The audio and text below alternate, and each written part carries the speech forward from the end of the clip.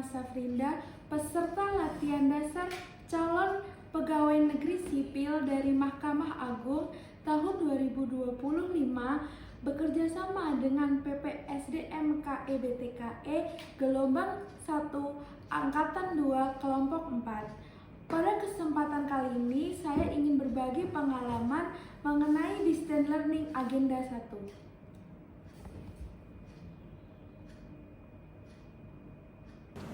Pembelajaran dilaksanakan dengan dua metode, yaitu sinkronus dan asinkronus. Pembelajaran sinkronus dilaksanakan secara langsung pada waktu yang sama, real time antara pengajar dan peserta. Pembelajaran kami dilaksanakan melalui via Zoom meeting. Kegiatan sinkronus bersama dengan Widya Iswara Bapak Hendro Kristanto ST dari Kementerian Energi dan Sumber Daya Mineral berlangsung dengan sangat interaktif. Beliau menyampaikan materi dengan jelas, informatif, dan menarik, sehingga diskusi berjalan dengan sangat seru dan peserta aktif saling memberikan tanggapan satu sama lain. Nah, hal tersebut membuat saya bisa langsung bertanya, berdiskusi, bahkan mendapatkan insight dari pengalaman teman-teman ASN lainnya. Meskipun terkendala sinyal atau jadwal yang berbenturan, sesi ini sangat membantu membangun koneksi emosional dan kedekatan antar peserta dan semangat belajar bersama.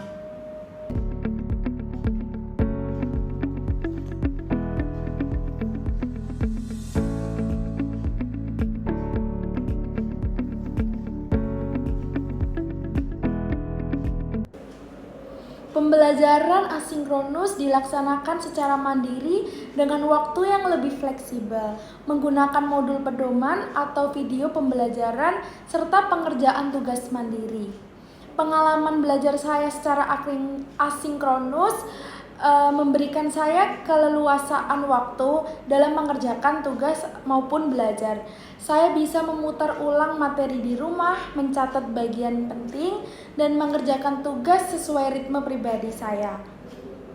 Kelebihannya, saya bisa lebih fokus memahami materi secara mendalam, meskipun tanpa pendampingan pengajar maupun pengawasan pengajar, proses belajar tetap berjalan dengan lancar dan semua tugas dapat diselesaikan dengan baik dan tepat waktu. Meskipun pelaksanaan tanpa adanya tatap muka antara peserta dengan pengajar, tetapi tidak mengurangi pesan dan nilai-nilai yang harus tersampaikan kepada aparatur sipil negara.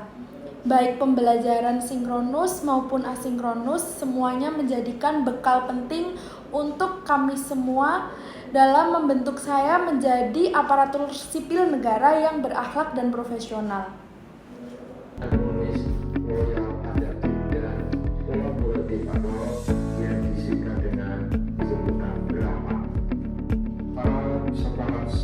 Saya banggakan pemerintah merumuskan arah pembangunan nasional dalam gagasan Astra kita.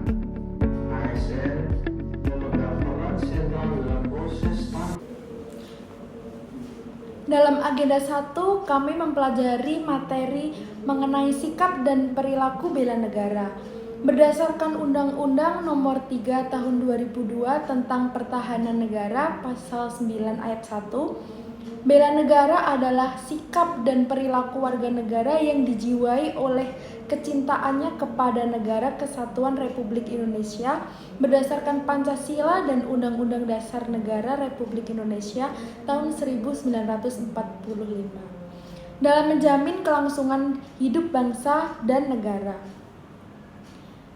Jadi inti pengertian yang disampaikan oleh undang-undang tersebut adalah sikap dan perilaku bukan hanya sekedar ucapan, tetapi tercermin dalam tindakan nyata, dijiwai oleh kecintaannya kepada NKRI merupakan motivasi utama cinta kita terhadap tanah air.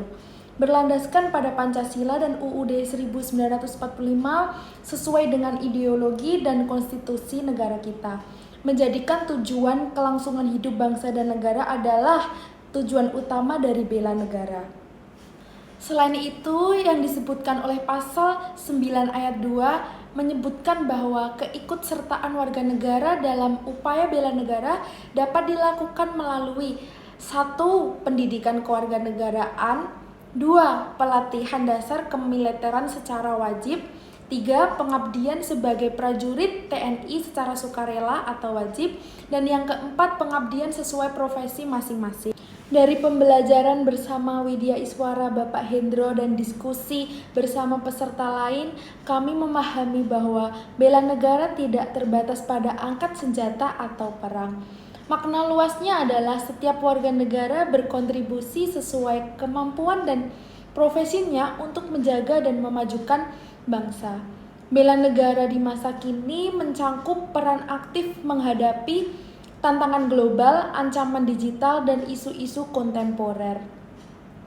Selama kelas berlangsung, kami juga mendiskusikan tindakan yang termasuk bela negara, mengenali macam-macam ATHG atau ancaman, tantangan, hambatan, dan gangguan terhadap kedaulatan negara kesatuan Republik Indonesia, serta mengerjakan tugas analisis isu kontemporer yang terjadi di Mahkamah Agung.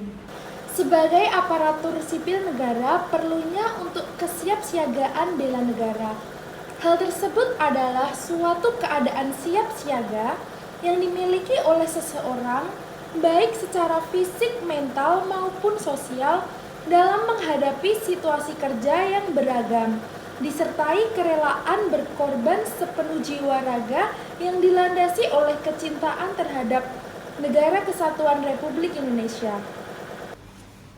Kesimpulan dari agenda 1 menanamkan nilai yang sangat berharga, yaitu saya semakin memahami bahwa sebagai aparatur sipil negara, kita wajib mengamalkan sikap bela negara supaya menjadi pelayan masyarakat yang profesional, adil, dan kompeten, sekaligus menjaga persatuan serta kedaulatan Negara Kesatuan Republik Indonesia.